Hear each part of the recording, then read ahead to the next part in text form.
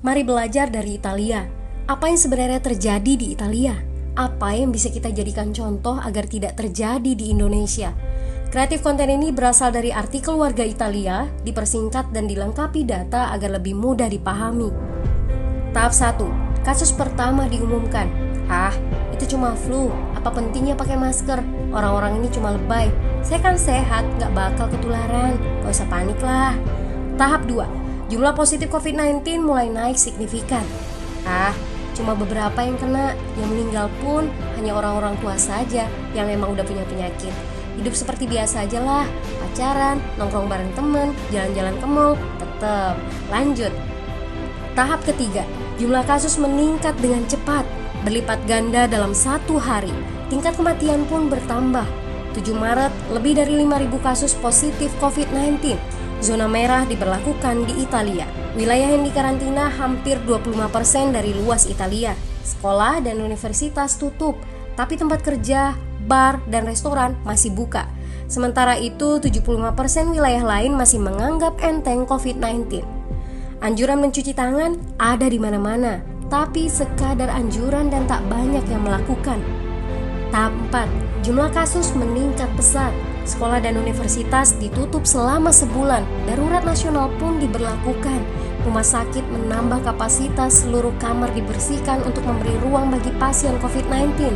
Tapi tak ada cukup dokter dan perawat.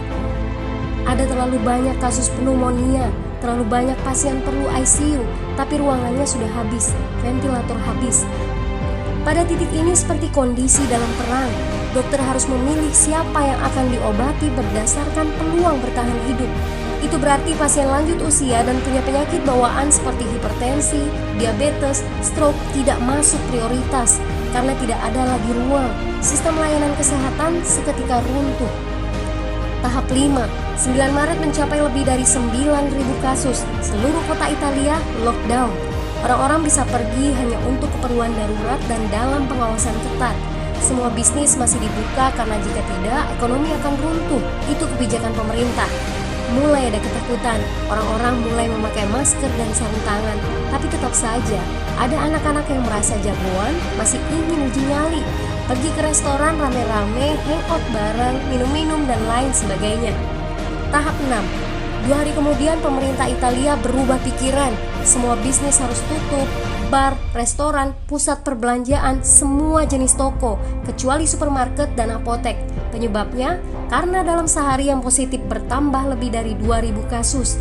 Penduduk yang mau keluar rumah harus mendapat surat izin. Surat izin ini didapatkan dari pos pemeriksaan polisi yang disebar di berbagai lingkungan. Yang melanggar bisa kena denda 3,3 juta rupiah. Bagi pasien positif yang tidak mau mengkarantina diri, bakal dituntut dengan pasal pembunuhan, hukuman 1-12 tahun penjara. 21 Maret jumlah korban meninggal di Italia terus meningkat melampaui Cina. Sebagai gambaran, luas Italia itu kurang lebih 2 kali Pulau Jawa. Penduduknya lebih dari 60 juta jiwa. Lalu apa yang harus kita pelajari dari Italia? Yuk, mulai dari diri sendiri, mulai dari di rumah aja. Jaga kebersihan lalu isolasi diri dan keluarga. Tidak keluar rumah kecuali sangat penting. Ini saatnya memulai solidaritas. Yang mampu harus mulai membantu yang tidak mampu. Ini adalah bentuk usaha dan doa kita semua.